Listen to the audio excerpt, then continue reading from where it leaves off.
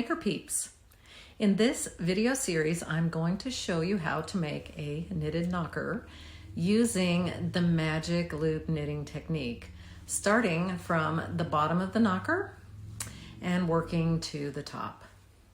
You'll notice the bottom of the knocker is the side that is worn next to the skin. It is worked starting with 15 stitches, which are joined into the round and increased at 3 points on the bottom of the knocker, making a three-sided shape, 1, 2, 3, until the number of stitches are reached for your desired size, which will be anywhere from an A cup to a double D or E cup. When the bottom of the knocker is finished, an edging, you can see it right here, of 2 rounds of purl stitches are then worked, which defines the bottom of the knocker from the top of the knocker. Finally, the knocker is decreased at the same 3 points, 1, 2, 3, until the top nipple section is reached. The knocker can be made with or without a defined nipple.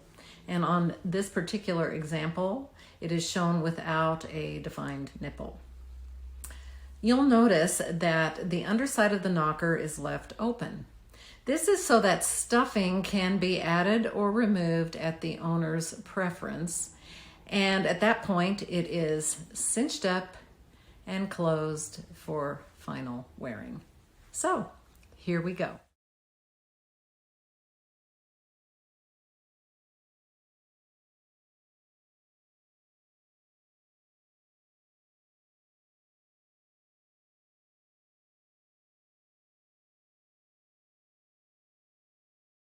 Peeps, so now we are going to learn how to knit our knitted knocker using the magic loop technique, which is a technique for knitting small things in the round.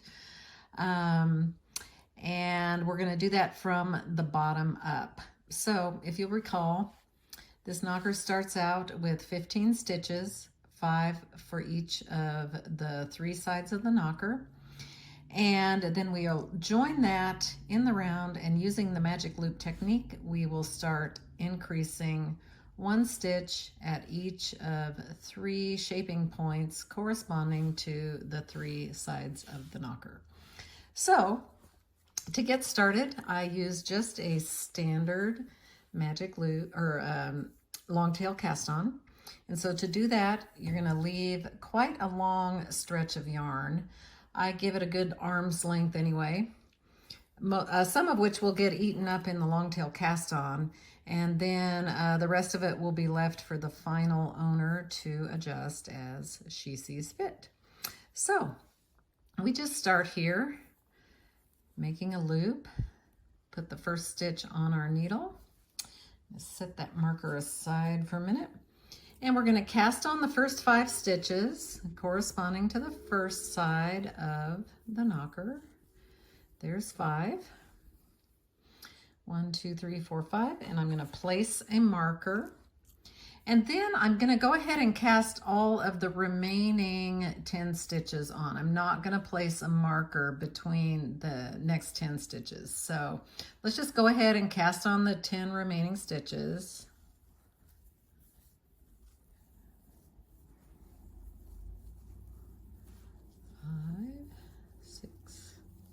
7, 8, 9, and 10. So now I have the 15 stitches for the start of the knocker. I'm going to go ahead and tie up this tail so I do not get it confused with my working yarn. And now, okay, so here we are, and we have just finished casting on our 15 stitches. And now we are going to learn how to join those in the round using the magic loop technique. Got a little bit of jumbly going on here with my tail. Okay, so what we're going to do is we're going to take and turn this whole thing around and so that the needle point is facing to the right, and we're going to slide those stitches to the middle of the cable. And so now you'll see that we have 10 stitches on the bottom here, split by a marker, 5 and 5, and then a remaining 5 stitches. And we're going to split it so that those remaining 5 stitches go on the back needle, and the 10 stitches split by a marker go on the front. And so to do that, we're simply going to bend our cable and split the stitches right at that point. We're going to have the 5 go on the back and the 10 go on the front, kind of keeping that flat orientation, and we're just going to slide those right up to the tops of both needles, just like that. So now you can see we have our tail, then we have the working yarn and the tail both hanging off the back needle. And we've got our front needle, which contains 5 stitches, a marker, and another 5 stitches, 10 stitches in all on the front. And so now what we're going to do is we're going to join these two sides together by pulling out the back needle and knitting down the front needle with our working yarn, which cinches those two sides together. We're going to work down the front needle.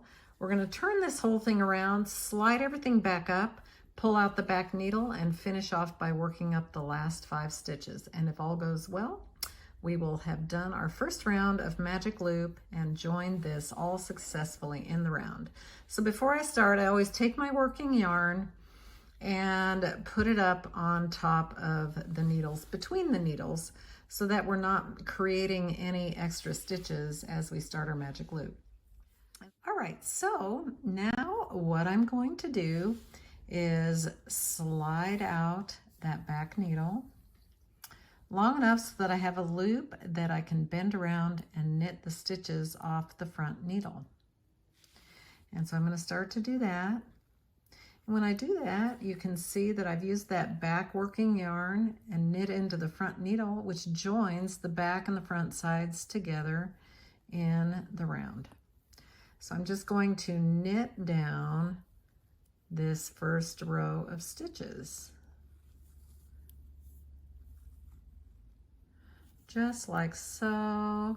There's the first section with the first 5 stitches. I'm going to just slip the marker as I come to it, knit the second set of 5 stitches,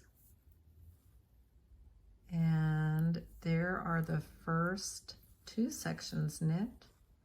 And what we're going to do at this point is simply turn the whole piece around. I just bring it all kind of horizontally toward me. Turn it all around, and we're going to slide that front needle back in. The back needle is now the front needle. And we're going to work it back up onto the top of the needle. Grab our working yarn, making sure it's on the top, not sitting underneath like so, but on the top. Making sure nothing is twisted. We want to keep everything facing the right direction. And once again, we're going to take the back needle with the working yarn hanging off of it, always on the back. We're going to pull it out, bend it around, and we're going to knit those remaining 5 stitches. Now, those stitches in the first row can get a little tight because they've been sitting on the cable part of the needle, and with no other knitting on them to keep them sort of at an even tension, they do tend to tighten up a little. So just make a note of that.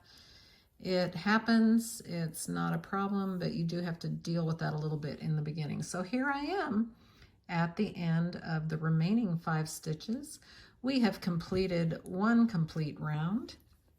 What I'm going to do is take this, turn the entire thing around again, slide again that front needle back in, making sure those stitches go right up to the top. Again, that first round gets a little tight, so that might seem a little hard to do.